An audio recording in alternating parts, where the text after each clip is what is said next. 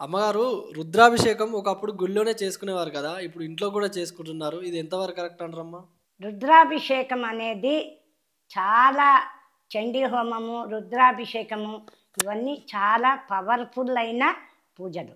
పూర్వకాలంలో మృత్యువు ఎవరన్నా ఇంట్లో మరణాన్ని మరణం మరణిస్తారు అని ఒక పేషెంట్స్ ఉన్నారు అని అనుకోండి, పూజారుల దగ్గరికే వెళ్తారు.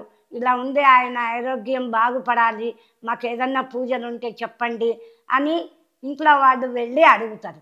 అప్పుడు అమ్మ మృత్యుంజయ హోమం, రుద్రాభిషేకం చేయించండి ఆయన పేరు మీద, చాలా మంచిది అనే ఉపదేశం ఇస్తారు. అంటే మనకు చెప్తారన్నమాట. చెప్తే అయితే ఈ రుద్రాభిషేకం అనేది పూజారులు సమయానుకూలంగా వాళ్ళు ఎంతో నిష్టగా రుద్రాభిషేకం, పాలాభిషేకం అనేది, జలాభిషేకం, బిల్వాభిషేకం, పూలాభిషేకం, ఎన్నో రకాల అభిషేకాలు ఉన్నాయి. ఇవన్నీ చేస్తుంటారు. అందులో ఈ రుద్రాభిషేకం చేసేటప్పుడు రుద్రాక్ష మాలలకి ఉన్న విశిష్టత చెప్పలేనంత పవర్ ఉంటుంది దానికి. ఒక్క రుద్రాక్ష మాల వేసుకోవడం వల్ల భక్తితో మనము కొలిస్తే ఆ దేవుడైనా దిగొస్తాడు, మన కోరికలను కూడా నెరవేరుస్తారు. కాకుంటే ఇవాళ రేపు దైవభక్తి తగ్గిపోయింది. అయినా రుద్రాభిషేకం అనేది మృత్యుంజయ మంత్రము, యంత్రం అనేది కాదు, మృత్యుంజయ మంత్రము, యాగము ఇవన్నీ కూడా చాలా విశిష్టత పొందినటువంటి అభిషేకాలు. సో ఈ రుద్రాభిషేకము ముందు సాధారణంగా గుళ్ళల్లోనే జరిపేవాళ్ళు. ఇవాళ రేపు సమయం అనుకూలించకపోవడంతో ఇంట్లోనే చేసుకుందాము, గుడి దాకా పోలేము అనుకునేవాళ్ళు, వయసు మీర పడిన వాళ్ళు ఇంట్లో చేసుకునేకి పూజారుల్ని పిలిచి ఒక మంచి ముహూర్తం పెట్టి వాళ్ళు రుద్రాభిషేకం చేయించుకుంటా ఉంటారు.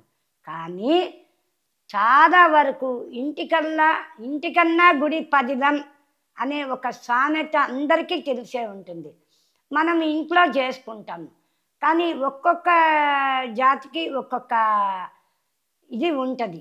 అంటే మంచి చెడు, మైల, అంటు ముట్టు ఇవన్నీ కూడా ఇళ్ళల్లో కలుస్తాయి. మనం ఎంత జాగ్రత్తగా చేసినా కొంతవరకు ఉంటారు. ఎక్కడో ఒక చోట చిన్న తప్పిదం దొరుకుతుంది, అట్లా జరుగుతుంది. కాబట్టి సాధ్యమైనంత వరకు రుద్రాభిషేకం అనేది గుళ్ళో చేస్తేనే దానికి ఒక విశిష్టత ఉంటుందమ్మా. గుళ్ళో చేసిన దానికి ప్రాముఖ్యత ఎక్కువగా ఉంటుంది. ఇళ్ళల్లో చేయొచ్చు, ఎంత శుద్ధిగా చేసుకున్నా కూడా ఏదో ఒక పొరపాటు జరగచ్చు. ఇప్పుడు ఇంట్లో 3 days మైల అయ్యే వాళ్ళు ఉంటారు. వాళ్ళు ఏం చేస్తారు, అన్నీ ముట్టుకుంటుంటారు, బీరువాళ్ళు ముట్టుకుంటుంటారు. ఆ బీరువాలో పట్టుబట్టలు ఉంటాయి. మరి ఆ టైంలోనే తలకు స్నానం చేసాము, మాకేం తప్పు లేదు సైంటిఫిక్గా అని కొంతమంది అంటారు. కానీ అది వాస్తవం కాదు. పెద్దవాళ్ళు మనకి ఎందుకు, ఒక రెస్ట్ కోసం ఆ 3 రోజులు పక్కకు కూర్చోమంటారు. బ్లడ్ ఎక్కువగా పోవడము, మనిషి నీరసించిపోవడము, అనారోగ్య పాలవ్వడము ఇవన్నీ కూడా జరుగుతూ ఉంటాయి. కాబట్టి మడి, ఆచారము, సంప్రదాయము ఇవన్నీ కొన్ని పద్ధతులు అనేది మనం ఈరోజు పెట్టుకున్నవి కాదు, కొన్ని వందల వేల సంవత్సరాలు పెద్దవాళ్ళు చెప్పినవన్నమాట. కాకుంటే అదే బీరువాలో ఈ బట్టలు పెట్టుకుంటారు, ఆ బట్టలు పెట్టుకుంటారు, అంతా ముట్టుకుంటారు, అంతా ఇది చేస్తారు. ఇళ్ళల్లో కూడా వంట పాత్రలు అదే 3 రోజులు వాళ్ళే వంటలు చేసుకుంటారు, ఎవరు చేసేవాళ్ళు లేరని. ఇవన్నీ ఇంట్లో అంటు ముట్టు మైల కలుస్తాయన్నమాట. కాబట్టే ఇళ్ళల్లో చేసుకోవడం కన్నా గుళ్ళల్లో చేసుకోవడము సంప్రదాయబద్ధకము. చట్టపరంగానే కాదు, దాన్ని చట్టం కింద తీసుకోవాల్సిన అవసరం లేదు. కాకుంటే మన మనసుకు మనము నచ్చి చేయాలి. ఏ పని చేసినా భక్తితో చేయాలి. అందరూ మంచిగా ఉండాలి. మన ఇళ్ళే కాదు, మన చుట్టుపక్కల వాళ్ళు కానీ, మన చుట్టాలు కానీ, మన దగ్గర బంధువులు కానీ, ఆత్మీయులు కానీ అందరూ బాగుండాలని కోరుకునే చెయ్యాలి ఇలాంటివి. రుద్రాభిషేకము ఏదో మన ఇంటి వరకే చేసుకుంటాము అనుకుంటే అది అలాంటి పూజలు కూడా కావు నిజం చెప్పాలంటే.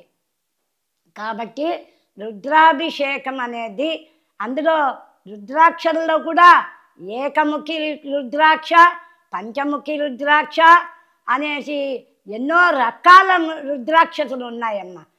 కాబట్టి ఒరిజినల్ రుద్రాక్షలు మనము అది చదివినప్పుడు ఓంకార ధ్వని కూడా వస్తుంది, రుద్రాక్ష నుంచి బయటికి వస్తుందంట శబ్దం అంటారు మన పెద్దవాళ్ళు. అది ఎంతవరకు నిజమో నాకు కూడా తెలియదు, కానీ ఎవరో మా పెద్దవాళ్ళు అనుకుంటుంటే విన్నాను. రుద్రాక్ష నుంచి శంఖం నుంచి ఓంకార ధ్వని పుడుతుంది అని అంటారంట.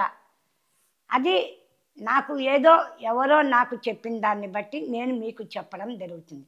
కానీ రుద్రాక్షలకు చాలా పవిత్రమైన పవర్ఫుల్ పూజలమ్మ.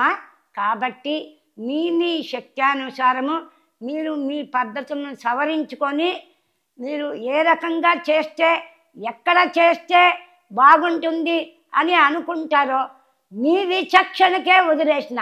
అందరూ చదువుకున్న వాళ్ళే, చదువురాని వాళ్ళు ఎవ్వరూ లేరు ఇక్కడ. కాబట్టి రుద్రాక్షమాలల పవిత్రత తెలుసుకొని మీరు పెద్ద పెద్ద వాళ్ళ పండితుల సలహాలు తీసుకొని మాత్రమే ఈ రుద్రాభిషేకము ఇళ్ళలో చేస్తారా గుళ్ళల్లో చేస్తారా అది మీ విజ్ఞతకే వదిలిపెట్టేస్తున్నానండి. అందరూ ఆచరించండి, అది అందరి బాగు కోసము. మాకు మా పెద్దవాళ్ళు చెప్పింది మీకు తెలియజేయాలనే ఒక చిన్న ప్రయత్నం అంతే. ఎక్కడ చేశారు అనేది కాదు, ముఖ్యంగా ఎందుకు చేయకూడదు అనేది మీరు మీ అంతరంగాన్ని అడిగి ఏది కరెక్టు అనిపిస్తే అది చేయడము మీ బాధ్యత. నమస్తే అమ్మ.